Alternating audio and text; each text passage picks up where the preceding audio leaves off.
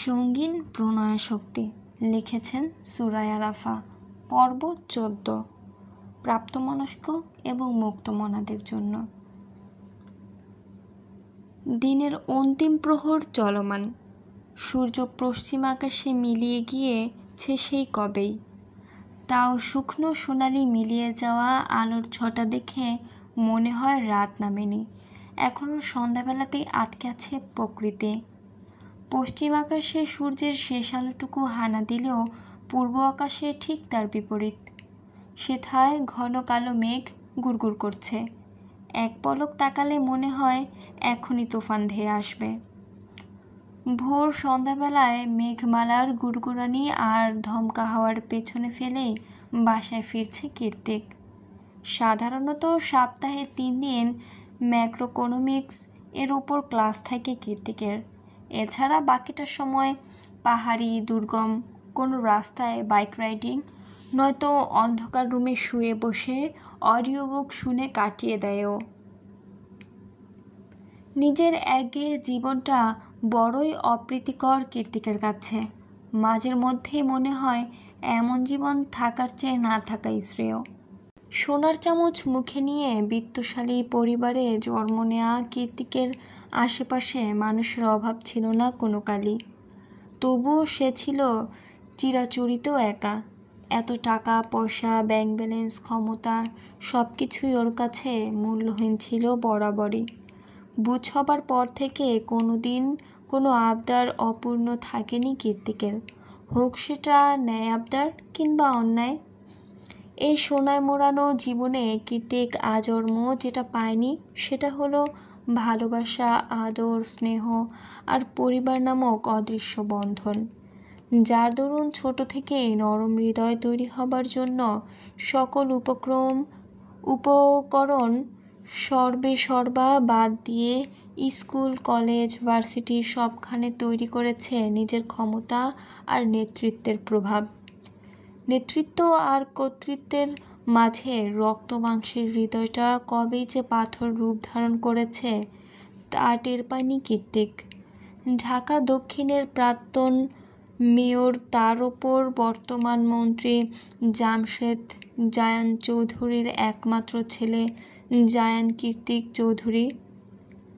Public ভার্সিটির বাঘা বাঘা ছাত্র নেতা থেকে শুরু করে এলাকার ছোট্ট বড় পাতি নেতা সবাই সমীহ করে চলত নর্থ সাউথে পড়া অবাঙালি চেহারার কীর্তিককে।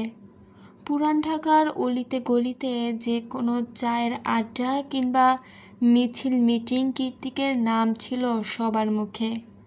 দিন আর রাত নেই, মারামারি কাটাকাটি, মিছিল মিটিং থেকে শুরু করে সব কিছুতে কীর্তিকের এক ইশারায় সবাই তৎক্ষণাৎ হাজির হতো বিনা বাক্যে।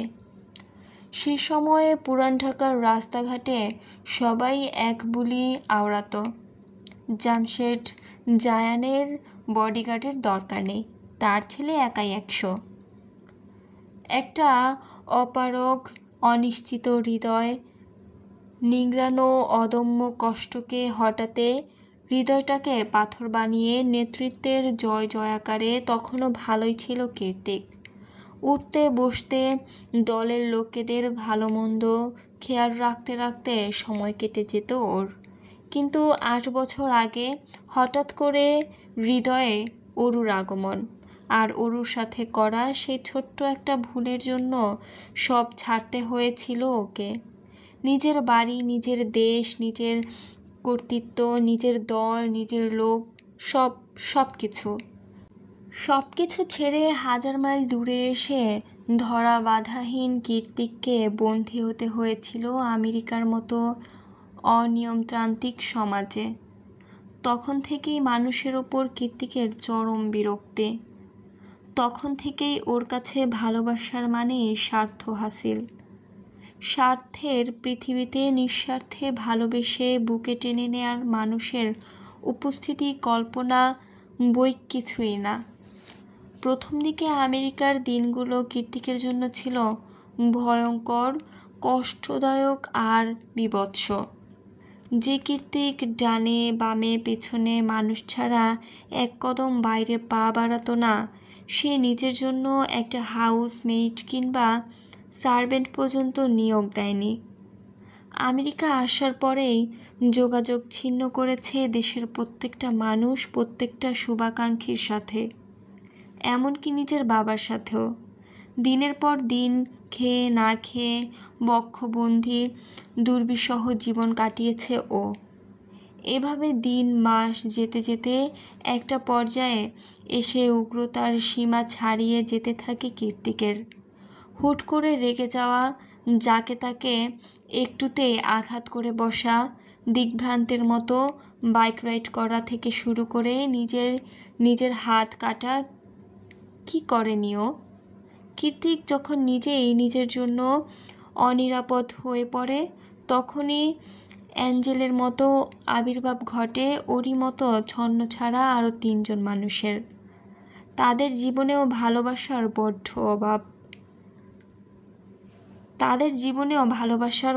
অভাব। এক একজনের জীবন যেন এক একটা ট্র্যাজেডি। এলিসা, অর্ণব আর সায়র পরক্ষণে সাইকিয়াট্রিস্টের পরামর্শে একটু একটু করে স্বাভাবিক করে তোলে কীর্তিককে। ওই জন্যই তো কীর্তিকের হাউস পাসওয়ার্ড প্রতিবার হ্যাক করে ওরা। আর সাইকিয়াট্রিস্টের পরামর্শ মতোই প্রত্যেক উইকেন্ডে একজন না একজন চলে আসে জনমানবহীন শুনশান এই শহরতলিতে। আর অরু, সে তো তখন খুব ছোট্ট। কীর্তিকের পুরুষালী হৃদয়ে হঠাৎ করে জন্মানো অজানা মায়া, অজানা অনুভূতি, অজানা আসক্তি কিছুই ওর বোধগম্য নয় তখন। তবুও কীর্তিকের অরুর উপর আকাশ সম রাগ, জিদ আর অভিমানের ছড়াছড়ি। 8 বছর পরে এসেও না ও অরুকে ভুলতে পেরেছে, আর না নিজের রাগটা অরুর উপর ঠিকভাবে প্রয়োগ করতে পেরেছে। এত বছর পর আবারও আটকা পড়েছে বহু দূরে ফেলে রেখে আসা সেই পুরনো মায়াডোরে। কেনই বা পড়বে না? অরুর প্রতি কীর্তিকের আসক্তিটা যে 1-2 দিনের নয়। তার ওপর অরু এখন সদ্য যৌবনে পা রাখা অষ্টাদশী রমণী। কীর্তিক যখন মায়ে পড়েছিল তখন নিতান্তই কিশোরী অরু, গড়ন বরণ ও তেমনই ছিল। আর এখন সর্বাঙ্গে রূপের ছড়াছড়ি তার। কি নেই? ভালোবাসাহীন একাকী হৃদয়ের কীর্তিকের অদম্য বাসনা পূরণের জন্য সব কিছুই উপস্থিত ওর মাঝে। তাহলে কীর্তিক কেন পারছে না খুব সহজে অরুকে আপন করে নিতে? কীর্তিক তো সমাজের নিয়ম কিংবা নিন্দা কোনোটাতেই পরোয়া করে না, কোনো কালেই না। তবুও হৃদয় মাঝারে কেন এই পাহাড় সম দূরত্ব? আপাতত নিজ মন গহীনের অযাচিত প্রশ্নের কোনো উত্তরই নেই কীর্তিকের কাছে। তাই পেছনের কথা মাথা থেকে ঝেড়ে ফেলে দিয়ে ভেতরের দীর্ঘ নিঃশ্বাস নিগড়ে বের করে পাসওয়ার্ড টিপে মেইন ডোরের লক খুলে ঘরের দিকে পা বাড়ায় কীর্তিক। পুরো হলরুম না, পুরো বাড়ি ঘুটঘুটে অন্ধকারে ছেয়ে আছে। তিমিরে ঢাকা ঘরের দুয়ারে পা রাখা মাত্রই পায়ের কাছে নরম কিছুর অনুভূতি হতে ভুরু কুঞ্চিত করে নেয় কীর্তিক। তারপর মেঝের দিকে তাকিয়ে অন্ধকারে জ্বলতে থাকা সবুজ চোখ জোড়া দেখে বুঝতে পারে এটা অরুর নিউটি বিড়ালটা। বিড়াল এখানে, তাহলে অরু কই? তাছাড়া বিড়াল সব জায়গায় গেলেও ঘুণাক্ষরেও কীর্তিকের সামনে আসে না। তাহলে আজ হলোটা কি? আশ্চর্য! বিড়ালের এমন আকস্মিক গায়ে মাখামাখি ভাব দেখে ভাবনায় পড়ে গেল কীর্তিক। তাই দেরি না করে দ্রুত পায়ে এগিয়ে গেল লাইটের সুইচবোর্ডের কাছে।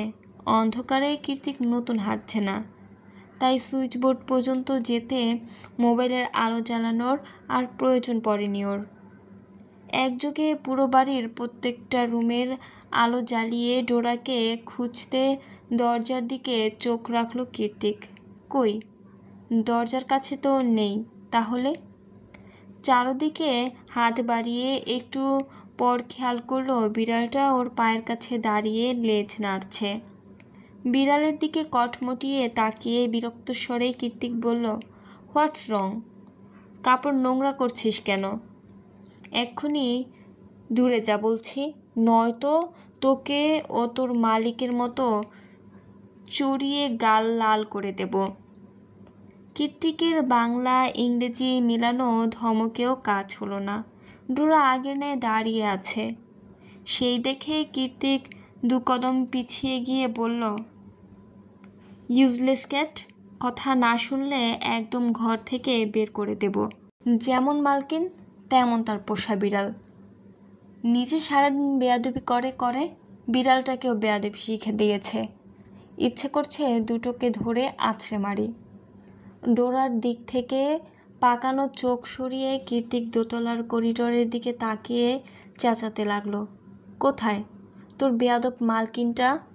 কতবার বলেছি আমার চোখের সামনে যাতে এই নিউটি বিড়ালটা না আসে। একে দেখলে আমার ইরিটেটিং হয়। অরু, এই অরু, এক্ষুনি নাম, নয়তো তোর বিড়ালটাকে ঘাড় ধরে বের করে দেব আমি। অরু। ডোরা কাউচের সামনে গিয়ে মিউ মিউ করছে দেখে ক্ষিপ্ত কীর্তিকের চোখ গেল সেই দিকে। দেখলো কাউচের ওপর জুবুথুবু হয়ে কমফোর্টার মুড়ি দিয়ে শুয়ে আছে অরু। হাঁটু সমান লম্বা খোলা চুলগুলো মেঝেতে গড়াগড়ি খাচ্ছে ওর। দেখে মনে হচ্ছে চেতনা নেই। অরুকে এমন অসাড় হয়ে শুয়ে থাকতে দেখে খানিকক্ষণের মাঝে হৃৎপিণ্ড ধড়াক করে উঠল কীর্তিকের। এতক্ষণ ধরে মাথা চাড়া দিয়ে ওঠা মেজাজটা ধপ করে নিভে গিয়ে অজানা ভয়ে ছেয়ে গেল মস্তিষ্ক। ও এক পা দুপা করে এগিয়ে হাঁটু গেড়ে কাউচের সামনে অরুর মুখোমুখি হয়ে বসে পড়ল। অন্তঃপর মৃদু আওয়াজে ডেকে উঠল, অরু। অরু নিশ্চুপ। গলার মাঝে কাটার মতো তীক্ষ্ণ কিছু বিচ্ছে মনে হচ্ছে। গলার স্বর বের হওয়ার জো নেই। কীর্তিক সেটাকে পুরোপুরি অগ্রাহ্য করে আবারও ডাকল অরুকে, অরু।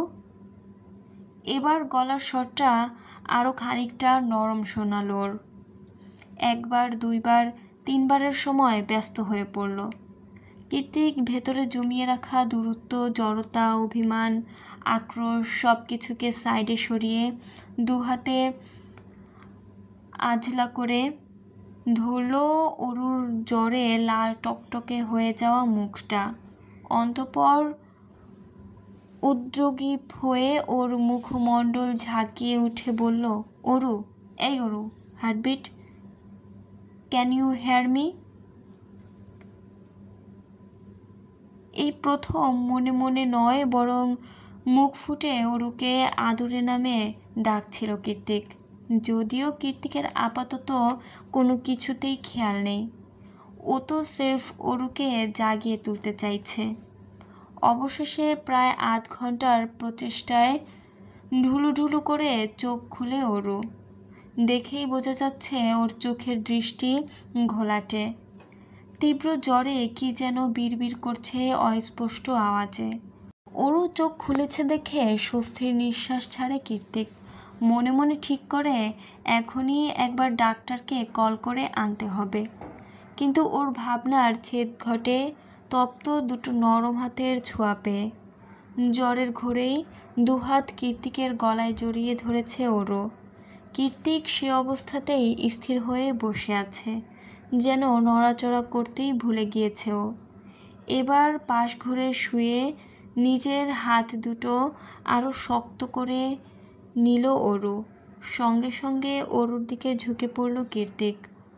অরুর তপ্ত প্রশ্বাস, কাঁপা কাঁপা অধর আর নিঃশ্বাসের তালে তালে মিলিয়ে বারবার ওঠানামা করা ধনুকের মতো শরীরটা এক ঝলক পরখ করে দ্রুত চোখ নামিয়ে নেয় কীর্তিক।